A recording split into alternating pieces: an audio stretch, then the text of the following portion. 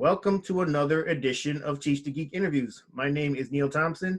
I'm the founder of Teach the Geek. It's an online platform for science and engineering professionals. The first offering of the platform is Teach the Geek to Speak. It's a public speaking course. You can learn more about it at teachthegeek.com. Again, that's teachthegeek.com. Today, my guest is Gerald Moore Sr., and he's a speaker. He's the author of the book Motivate Black Boys: How to Prepare for Careers in Science, Technology, Engineering, and Math, and he's an advocate for Black boys. He's also the founder of the nonprofit Mission Fulfilled 2030, which works with companies to create opportunities for those who want them and prepare them for the jobs of the future. Welcome to Teach the Geek interviews, Gerald. Thank you for having me. It's a pleasure. Wonderful. So the first question I have is, from the bit of research I did on you, I saw that you got a degree in electronics engineering technology. What was the motivation to get that degree?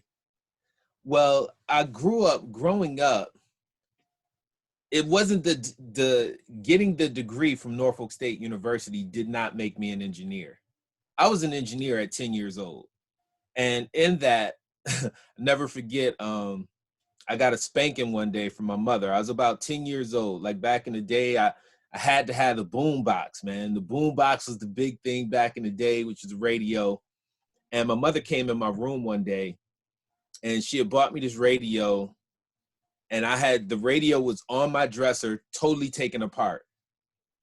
And she came in, and you have a Black woman that has spent her hard-earned money to get you this radio, and she comes in the room and to see the radio destroyed from her perspective, right? And I got a spanking. Like, she tore my little butt up. And the next morning, she hears music playing in my room. So she comes in and the radio is back together. So she storms out and I go out and she was outside crying, right? Because at that moment, she understood who I was. Because every electronic thing that I had to take it apart. I had to see what was inside it, but I could always put it back together. So in this radio, I needed to figure out how the dial worked that changed the station. I'm like, wow, I'm turning this dial, and every time I turn it, it comes up with a new station. I needed to know how that worked. I needed to know how the heads on the tape deck, how is it reading this film and giving me back information in the form of music. I needed to know how that worked. So I was an engineer then, right? And I think that what we do, we have to understand that, it's not the university that's creating the engineer, right? I come from a family of builders. My uncles were builders. They were engineers. None of them trained, but they worked on cars. They hang drywall. They did all of these kind of, things that kind of technical things. So I grew up watching that, which built that engineering spirit in me.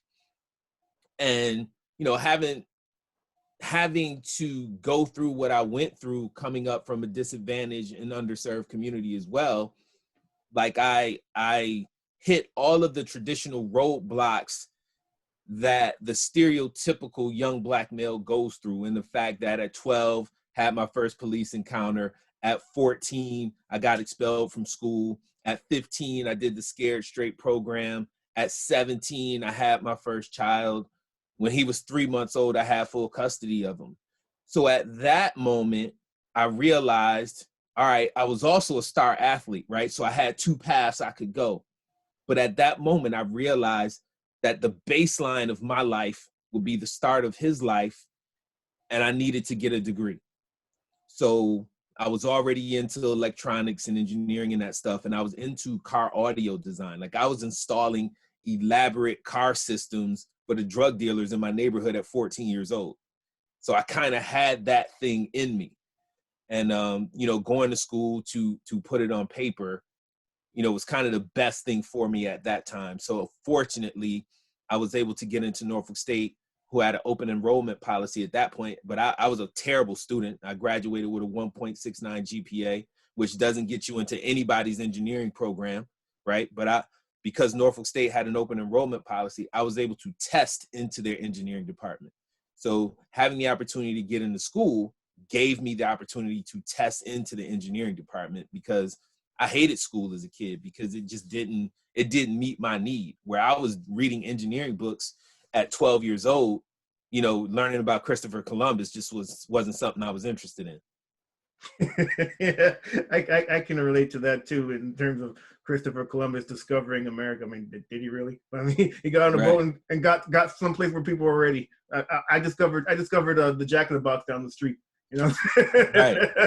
Exactly. Yeah. But yeah, hey, I commend you for pushing through, even though there was a bunch of obstacles. You still continued on. But then I also noticed from the bit of research I did on you that you ended up in cybersecurity, but I'm guessing that you didn't, once you graduated from Norfolk State, you didn't go directly into cybersecurity. So take me through the transition from Norfolk State to cybersecurity. Oh man, so this is where it gets interesting for us brothers in tech, right? So over my time at Norfolk, I got an internship at this electronics company in my hometown of Rochester, New York. And I worked there as an electronics technician over the summers. And they promised me to hire me once I graduated, right? Which they did. They did hire me. Over the time I worked this internship for 2 years, I had 2 white male counterparts that I worked alongside. And got a chance to, you know, because I was the only black male in the whole department, not only the tech department with the technicians, but engineering. So the engineering and the tech department was together. So I'm the token. I'm the token that's coming in.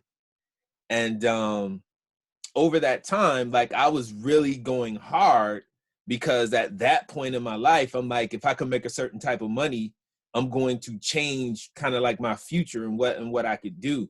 So I'm going at this really hard. I'm learning a lot. And I'm trying to solve problems that they're not trying to solve. And my senior year, the summer before my senior year, I'm working there. And I recognized that we have a problem. What we did at the time, we tested semiconductor materials. And the semiconductor materials goes into the company made power generators and amplifiers for like hospital equipment.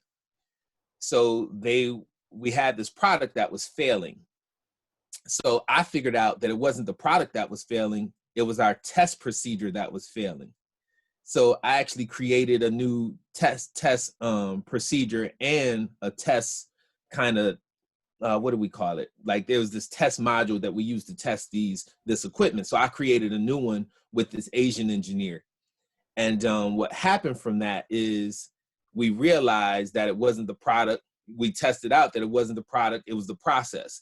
So we were able to, based on my findings, we were able to save, the Asian engineer told me, $250,000 for this company. And the fact that we didn't have to upgrade the materials we were purchasing, we could actually downgrade and build a more powerful, get more power out of the amplifier.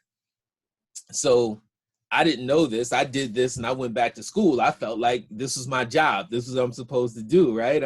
I'm an engineer. I create, I design, you know, we create. So I come back, I graduate, I come back, they offer me a job. So when they make this offer, me and my 2 white male counterparts, we have to take this engineering aptitude test. And based on this test, we were told that this is how they're going to decide where to place us in the company, whether we become senior technicians or whether we become junior engineers, right? So I take this test and they come back and they give me my offer. All right, Gerald, we're going to offer you a position as a senior technician. Bam, I'm cool. Yeah, I'm good.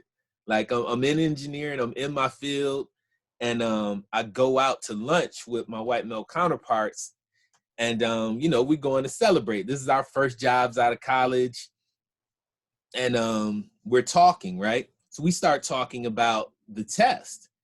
So they were like, oh man, the test was hard and blah, blah, blah, blah, blah. And I'm like, test wasn't that hard, for real. So I find out that I scored 20 points higher than them in every section of the test. They became engineers. I became a senior technician. Oh, why'd you say that, man? Oh, So man. I immediately go back to the office and resign. Boom, I resign. And project manager asked me, well, Gerald, why are you resigning? I said, well, I scored higher than Joe and Bob on this test by 20 points in every category. They became engineers. I became a senior technician. The difference in salary was about $15,000 and an additional week vacation. So I'm not going to start my career in this racist environment, because that's racism at its finest, right? So he says to me, well, we only had 2 engineering, positions available. And again, I reiterate to you, I scored higher on the test than they did. Not only that, the previous summer, I saved this company $250,000, upon which the Asian engineer told me that the manager over the department actually got a $20,000 bonus. Wow. And I did the work. I didn't get acknowledged. Then I find out the Asian engineer actually recommended me to be his junior engineer, and they gave it to somebody else. So I said, I can't take this opportunity. So he says, well, maybe let's come back tomorrow and we'll see what we can do with the salary and see if we can make an adjustment. So I was like, all right, let's work it out. So I'll come back tomorrow the next day, and they try to adjust the salary, but they didn't want to give me the engineering position. So, the first job I ever had out of college, I resigned on the first day. Wow. So, that's so crazy. that was me as in engineering. Yeah. So what happened at that point, I was a star athlete in my town, and I was assistant coaching at the same time. Like, I would go to work, and then after work, I would go assistant coach the football team. And I went to a vocational high school. So it just so happened that week, the electronics teacher at my old high school had a heart attack. The athletic director called me and said, hey, so-and-so had a heart attack, but because you have an engineering degree, you can actually teach this course. And all you would have to do is take a few education courses, but for like adult tech ed education. So which I did. So I got enrolled in State University of New York, and got my New York State teaching certificate in technology education. So I actually taught I taught electronics in high school, and I taught technology in the middle school for 2 years. Then my fiance at the time, she went to Hampton, I went to Norfolk. She actually she wanted to go to law school, so she got into Georgetown. So we had a bunch of friends that lived in the DC area. So I started applying for opportunities, and I actually took a job with Anderson Consulting, which is now Accenture, and that took me into the federal government contracting space. So once I got in the federal government contracting space, I started doing more computer systems engineering. And my background, having that electronics engineering degree from Norfolk State, we also did a lot of programming. Like, I learned C, I learned Fortran, and a bunch of different programming languages. So I was still qualified to go into that other side. And from there, just navigating the systems engineering and doing systems integration. I was with SAIC at the time, working on a systems integration project, and the project ended, and the program manager did not want me to leave. So he said, Gerald, we have an opportunity in our cyber team. And he was like, you're smart, you can learn this.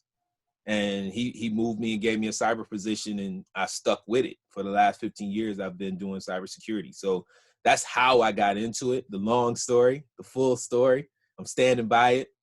And I've done cyber ever since, until this past August, where I resigned from my position to run the nonprofit full time. Oh, wow. So cybersecurity wasn't even something that was on your radar, really. It was something that somebody else suggested, and you took them up on it. And it was smart, because cyber is like all the rage now. Exactly. Like, it was the future. Like, I had no idea until, I didn't even know what it was. Like, even even though I worked with doing systems integration, I was working with the cyber team. I didn't have a clue what they were doing. And then once I was working at National Archives at the time, and my first cyber role, I was the cyber SME of the JFK library. Now, I didn't know that this was a big deal. Right? I didn't, I could care less about JFK at the time, but I didn't realize, but once I was doing it, I also took that history lesson of, what happened with JFK and the assassination and all that stuff, because mad people would come to the National Archives to do this research. But my first role as a cybersecurity engineer, I was the subject matter expert over the JFK library. Wow. That's excellent, man. I mean, it's funny how careers work out sometimes. It didn't start out that great, resigning on the first day because you were supposed to be an engineer, but they made you a technician. They were going to increase the pay, but wouldn't give you the title that you would really deserve. But then you end up doing something that you didn't even plan on doing, but then ended up doing it for 10 plus years. And just the twists and turns of people's careers once they leave school has always been really interesting to me. And then you ended up leaving that to start a nonprofit. What was the motivation to start your nonprofit? Well, of course, once you get into the tech space, who do you see? You don't see you. Like, I didn't see, I'm thrust into this. So even in college, when I'm working this internship, the only Black face in the technicians department and the engineering department was me. So I recognized at that point that I wasn't going to have any mentorship in this side. Like, I had an Asian engineer who took me under his wing, but there wasn't going to be a Black male to take me under his wing and kind of coach me up. And I had a kid, so I knew, in order for him to live a better life and not have to go through what I went through to make it, I was going to have to, one, be on my best behavior, which is hard for me because I'm outspoken. Thus, I resigned on my first day, right? But I realized at that moment that, this is going to be a journey, and I'm going to have to be a trailblazer in it for many. And when I moved to DC and I took this job with Anderson Consulting, they have this new consulting school. And interesting. I keep this picture as a reminder of what that was like. So in new consulting school, I have this picture that I keep. So this is the class of engineers, computer scientists that I walked in with. Now, somewhere up here is this black speck. That's me. Like, you can see what the rest of the picture looks like. Yeah. Right? So I realized that this is the representation of the world that I now live. Now, there's two things that can happen. I can either let it defeat me or I'm gonna conquer it. And I decided I was going to conquer it. And I recognized that, not only did I have a responsibility to not only do well and succeed, but my success would lead to more opportunities for other young Black males. Now, I'm sitting here and I'm in these spaces, and I recognize ain't no other Black males coming, right? So for years, I'm ready. Like, once I was in it for a few years, I'm now in a position where I can be a mentor to other young Black males, but none were coming. So there was females coming in, and I would grab them by their hand and say, hey, it's us. It's just us here. But there were no other young Black males coming through. So then, I'm thinking about, okay, Gerald, well, think about your past. Like, I was a terrible student. Like, I'm very fortunate to be in the position that I'm in. And a high percentage of Black boys who grew up where I grew up, which many of my friends were brilliant, are not going to have this opportunity. So you're going to have to do something else. So having a young son and him being in the sports, I started teaching the basketball team tech stuff after practice. So I was launching programs. And then my younger son, when he came through, I was coaching his sports teams, and I decided that I was going to launch the tech school for Black boys, right? Because I had too many kids that I was working with that I could do after practice. So I was like, you know what, in 2017, I'm going to create this virtual environment where I can coach up more students. So I did that. And then in 2018, I kind of launched this pilot, and it was successful. And, you know, I'm now teaching kids in mass, you know, how to get into tech and just being that representation that they can see. In 2019, I was recognized for that work I was doing by Black Enterprise, and I was nominated Black Enterprise Modern Man, which is a designation that they give. They do this contest where they get about 10 to 15,000 applicants for Be Modern Man, and they select 100 Black men that are doing work in the community. And I was selected for 2019. So when that happened, they do this thing called the Black Man Excel Conference, where they bring all the brothers together so they can kind of connect us, so then we can have this unity where we can go out and continue to work. So I met Sean Dove, who runs the Campaign for Black Male Achievement. And, you know, he knew a little bit about my story, and he was like, yo, it's amazing that what you're doing in tech and STEM. And he was like, you know, I would like to see you bring this to the nonprofit space. And if you can make it move, you know, I'll see how, you know, I can endorse you and help you move your mission.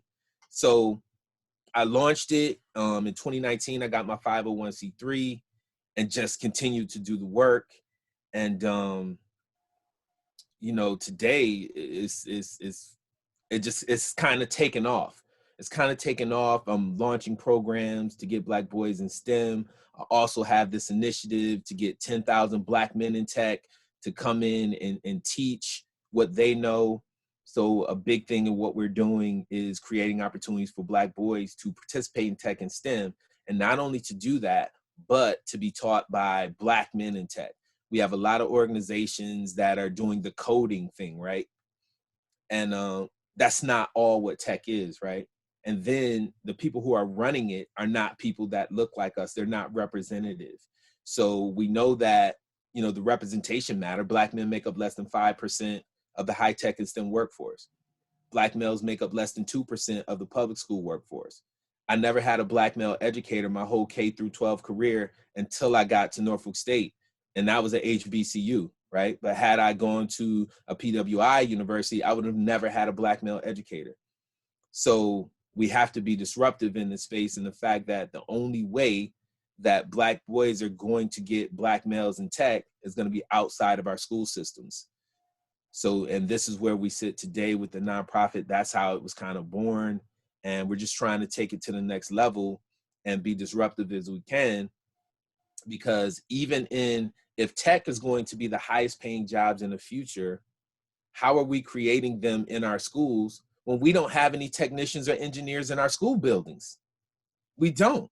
And then we don't have Black male representation. So how are Black males going to be able to fill this pipeline that is non-existent?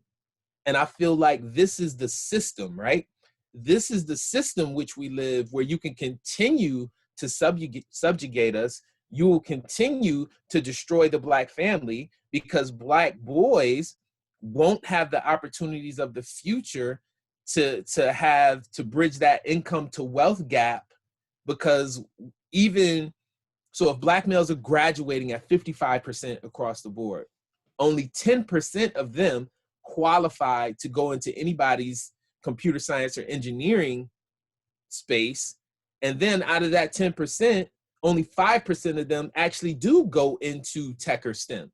And the rest of them are going into degree fields that are not going to be lucrative for the future, right? So yeah. So we have this perpetual system where we can have companies say, well, we would like to hire Black males, but there's no pipeline. But then our system isn't developing the pipeline. So that's where Mission Fulfilled sits in. We're going to create that pipeline and basically, attack that system and say, here we are, so we're creating that pipeline. And then there's another interesting perspective that in the companies I meet with, they don't want to support my organization because I don't have a pipeline that they can immediately use, right? So we don't want to support you because, we need employees now, but there is no pipeline. So how are you creating this? We don't have, if you hired every Black engineer coming out of school today, we would still be at 5%, right? And then with the women, we're at about 11%. So somewhere the pipeline has to happen, and we have that disconnect, and that's what we're here to do, to be able to, disrupt our school systems, create these programs outside of our school system, and get these companies to respect what we're doing and to invest in the future of what we're trying to do for not only bridging the digital divide, but make a dent in the income to wealth gap. And, Mission Fulfilled, we're geared to 100,000 boys is what we want to impact in the next 10 years. Wow.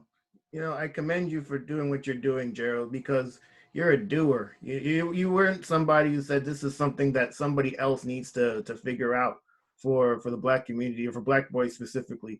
This is something that you decided to take on yourself, and you're moving forward with it. And it, when it comes to running a nonprofit, you mentioned meeting with these companies. So I'm guessing a big part of your job is communicating with these companies, or whoever will listen, the stakeholders, people that have an interest in helping you along with your journey and your mission, to convince them this is something that they should invest in. So when it comes to just communicating or public speaking in general, is that something you've always been good at? And if not, what did you do to get better at it? So I came up in sports, right? As Black boys growing up in the so-called hood, and I'm trying to get people to stop calling it the hood, because there's tons of intelligence there, and it's a fertile ground for us to develop. Actually, I played sports, and all my life I've been a quarterback. At 10 years old, when you play junior Pee Wee football, and I was the quarterback. And at the junior Pee Wee level, the coaches can actually come onto the field. But our coaches, I played for this team called the Rochester Rams in Rochester, New York. Our coaches said, we're not coming on the field. That's why we coach. So I went through my junior Pee Wee season running the team without the coach as a 9-10-year-old. So I never forget one game, we're playing this team, and the coach, where you go through the line and you slap hands at the end of the game. And I was at the end. I'm always at the end. I always let the other team, my teammates go first, and I'm at the end, and then the coach is behind me as we slap hands. So the head coach is always behind me. So we get to the other head coach, and the head coach was like, "Coach, you coached a great game out there today. Your boys are out there doing it by yourself." And my coach said, "I don't call the plays. My quarterback does." And he was like, "So you mean to tell me we got 50 points put on us by a 10-year-old? And he was like, "Yes, I don't call the plays. My quarterback does. We coach him up. He goes out there and gets it done." So that's kind of how I started, and having Black men who believed in me and giving me a voice and kind of respecting that. So through sports, I built the confidence to be a leader. And I was always a point guard and a quarterback, right? I was always in that leadership role, and it extended into my career. And I was never, my father kind of, forced upon me, be vocal. And my father was kind of this no nonsense guy, and was very well respected in our neighborhood because most people were afraid of him. Most people were afraid of him. So, I've always learned to leverage my voice. But what happened when I got into the corporate world, I was actually subjugated and I muted my voice. And one of the reasons I did that was because I'm like, okay, I'm here and I can't risk the future of my family, even when I saw things that were wrong, right? I sat in this position of I didn't want to speak up because I didn't want to lose my place in white society. So the voice was there, but again, I had to look at, and I think that's where a lot of us Black males who do make it sit. We sit in this position, well, if I'm vocal, I'm going to lose my seat at the table, and this is going to be detrimental to my family. So about maybe 10, 15 years into my career, and I realized, all right, Gerald, now my son, he's in high school, and I'm like, this has to change. And I just got more vocal. I came out of my shell and was like, you know what, if I'm going to lose this opportunity, to be here in this, so-called elite space, if I'm going to lose my opportunity, I'm just going to have to do it because I'm looking at my son and his friends and the opportunities that they have. And if somebody doesn't become a trailblazer, at this very moment, my son's not going to steal, even though I've leveled the playing field for him a little bit where he didn't have to grow up in the environment that I did. The opportunity is still the same. Like the opportunity hasn't changed. So I realized that, all right, Gerald, you're going to have to come out and start speaking, speaking your mind. And, there's been some ups and downs of that. I had to leave a couple companies, from that because, I'm very outspoken when I see things that are not right. So, that took me in the fact that I was like, you know what? These companies don't respect me or who I am. So, I'll keep the job. And I always wanted a career. But what I ended up with was a job, right? In which I was not doing the work that was in my heart. So when I left my job this year, in 2020, I left my job to begin my work because what I realized is, I could always be fired from my job, but I could never be fired from my work because my work is my vision and the passion that I have to move the needle for Black boys. So now I get up and I go to work every day to create the type of equity that I want to see for young Black males in tech. And it's bigger than that because when I'm successful, it's going to have a huge impact on the Black family. So if they say that the Black family's expected average wealth by 2050 is going to be zero, a big part of that is because the Black male is non-existent in the workplace in a capacity where he can take care of his family. So that's one of the huge impacts that I think that Mission Fulfilled is going to have in creating opportunities for Black boys to participate as Black men in the high-tech workspace, which is going to give them an opportunity to make livable wages to support families. And I think that that's a huge thing that we which is a huge core value of what we're doing with Mission Fulfilled. I think it's great that at some point you realized that muting yourself was doing a disservice to you, and you decided to, if you're going to lose this job because you spoke up, well then so be it. You're just going to lose the job and find another one.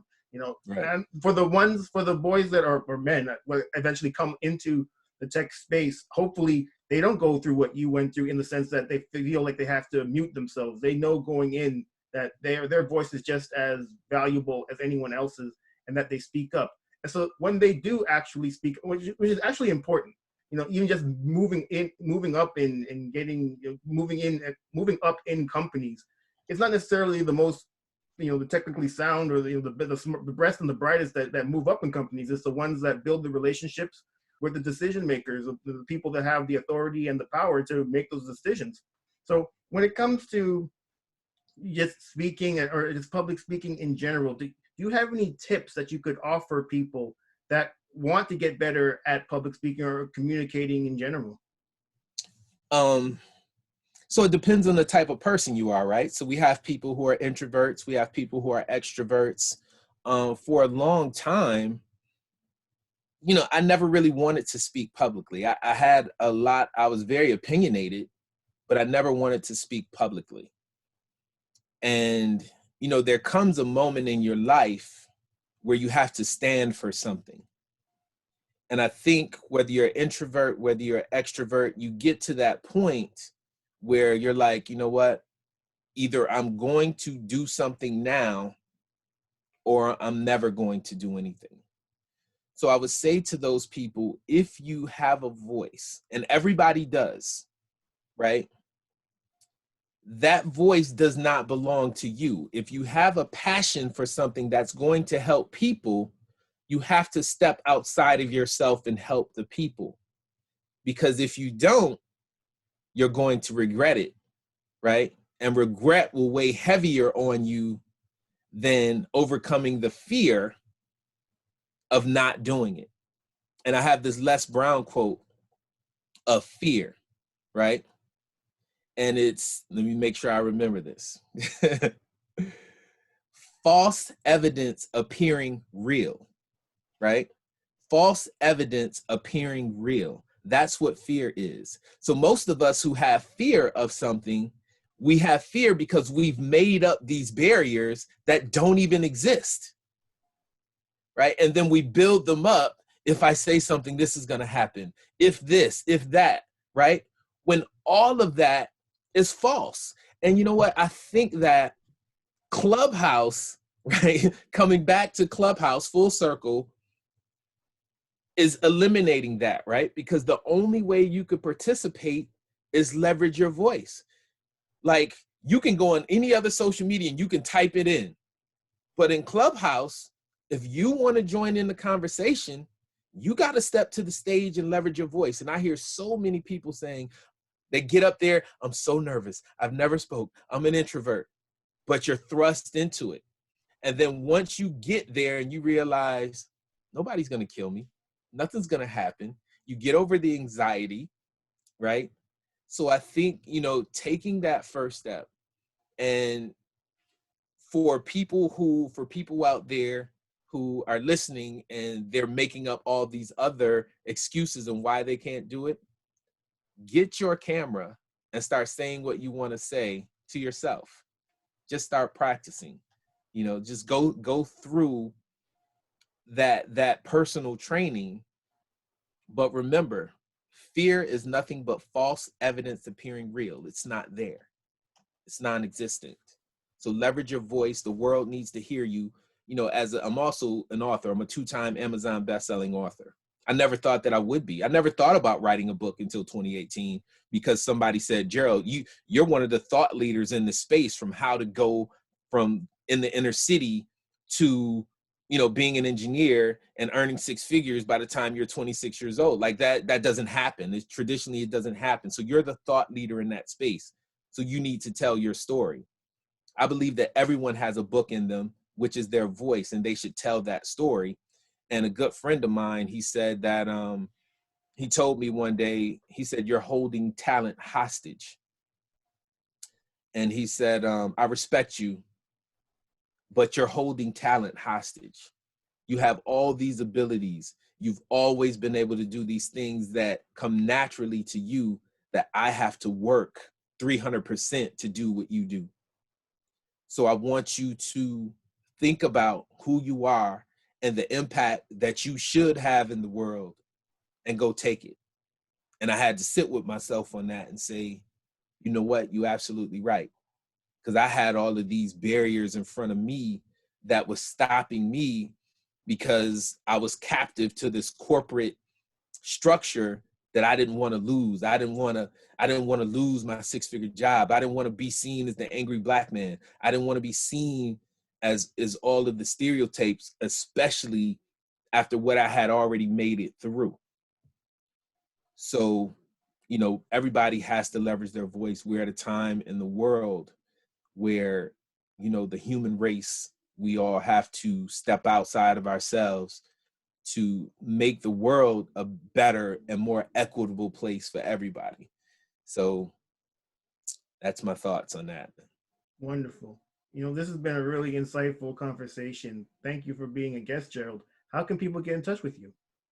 To get in touch with me, you can go to missionfulfilled2030.org, hit the contact button, and I check those emails. You can also connect with me on LinkedIn at Gerald A. Moore Sr. That is my name. You can check me out there. And I'm on all social media channels. I'm Gerald Moore Unplugged on IG.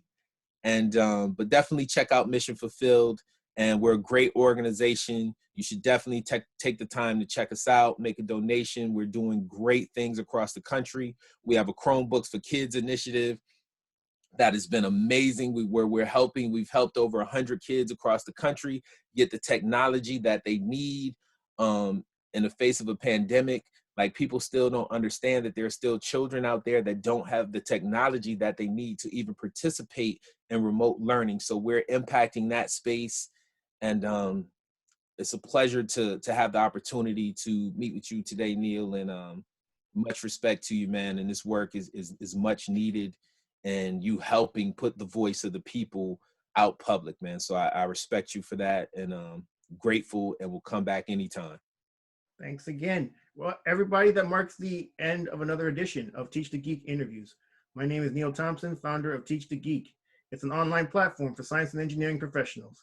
The first offering of the platform is a public speaking course called Teach the Geek to Speak. To learn more about it, you can go to teachthegeek.com. Again, that's teachthegeek.com. Until next time, take care and stay safe. Thanks, Gerald. Thank you, Neil. I appreciate it.